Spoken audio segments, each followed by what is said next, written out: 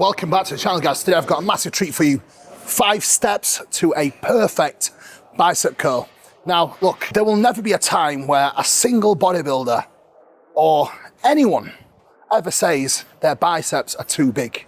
So if you want to get a huge bicep, first, I need you to actually subscribe to the channel, drop a like and comment below if you do enjoy this content so I can crank more videos out for you on how to get huge arms. Now, step number 1 to getting huge bicep and setting up a perfect bicep curl is always exercise setup.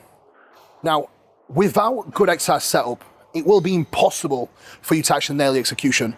So the way you set up this exercise, which is simply your position, your grip, your arm path, your actual setup and position of not just the exercise, but your body position and posture plays a massive role in exercise setup. So for me, the easiest way to get into a bicep curl variation is gripping the bar or an EZ bar in an ideal world, shoulder width apart. So for me, I like to stand in front of the bar, simply reach my arms forward. This is the shoulder width, right? For me, this is always gonna be the grip that is the most comfortable. Now, the more comfort I have with my grip, the more I can actually get out of this exercise. If I grab it too narrow, I won't be able to get the same range of motion. So this is why exercise setup is so important. Without exercise setup, you are not able to actually get good execution and even perform your set with all-out failure and effort that's required to get massive arms. So step number 1 is exercise setup. For me, this is always gripping the bar, shoulder width apart. And I actually like to position my upper arm a little bit forward in front of the rib cage. The main reason for that is it allows me to get so much more range of motion. So you don't really want to be here. If you're here, the range of motion is terrible. What you want to do, bring your upper arm forward, posture, core brace, and then simply curl all the way up, aiming for the bar to almost touch your nose. Stop in the fully shortened range, and then maintain the contraction on the way back down. Part number 2, guys, execution of the bicep curl. Exercise execution is all about your range of motion and how you actually execute the lift. So I want you to put emphasis on trying to get the most out of the least with the load that you have selected for your working sets. You set your exercise execution up with your warm-up sets. That is your preparation for your working sets. For me, it always has to be full range of motion, taking a pause both in the stretch and the shortened range, and then having full control over the eccentric. That's ultimately what makes this exercise so much more effective with nailing your execution.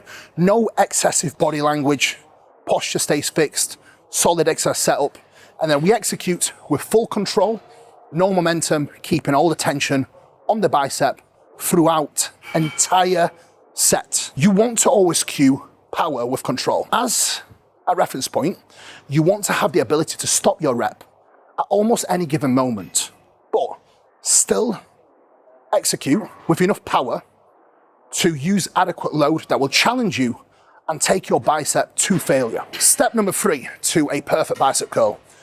In an ideal world, you want to work in a rep range of 10 to 15 reps. So I think your rep ranges are extremely important when it comes to arm training in general.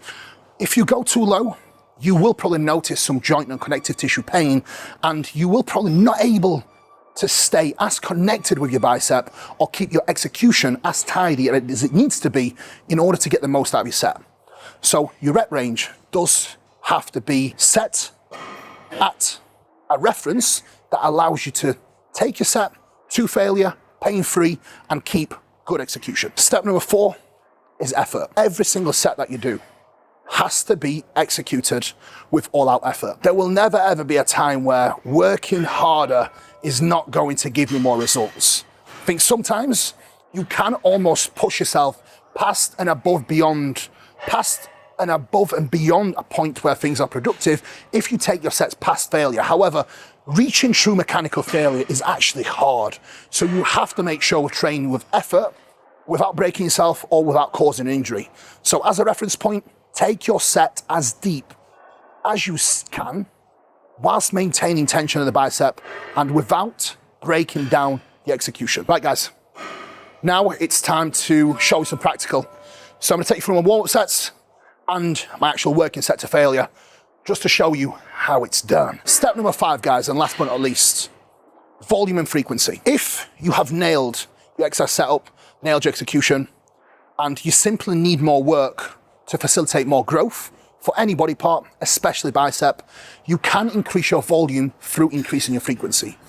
For example, if you are following a push-pull leg split, adding extra bicep work at the start of your leg day is not going to take away from your leg work.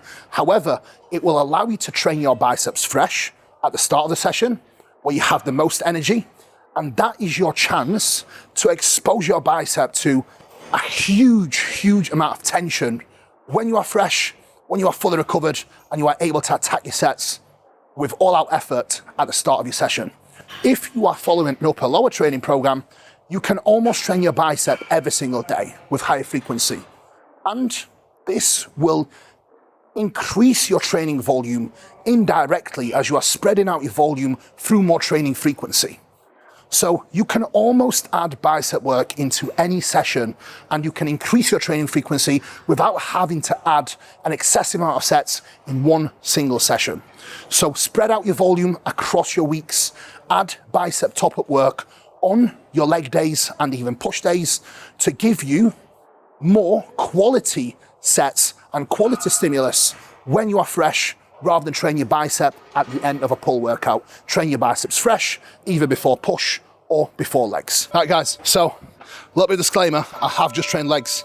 So if you are gonna do bicep top-up work, make sure you do it at the start of your leg workout, not the end working set, baby. Always pick weight that's going to challenge you, but allow you to take your sets all the way there. Oosh, ideal.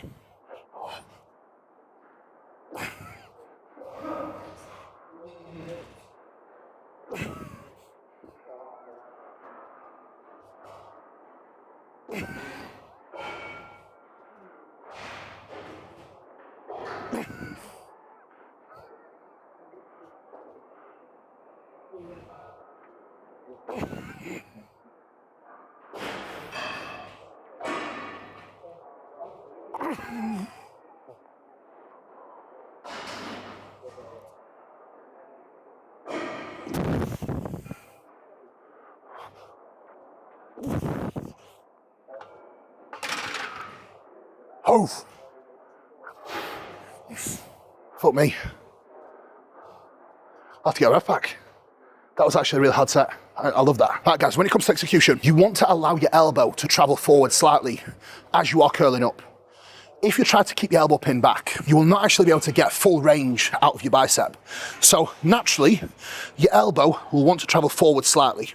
So as you're curling up, rather than keeping your elbows back here and curling here, I want you to keep your upper arm forward, and as you're curling through, allow that elbow to travel forward slightly just to get a little bit more range into the shortened range, which is the contracted phase of the rep.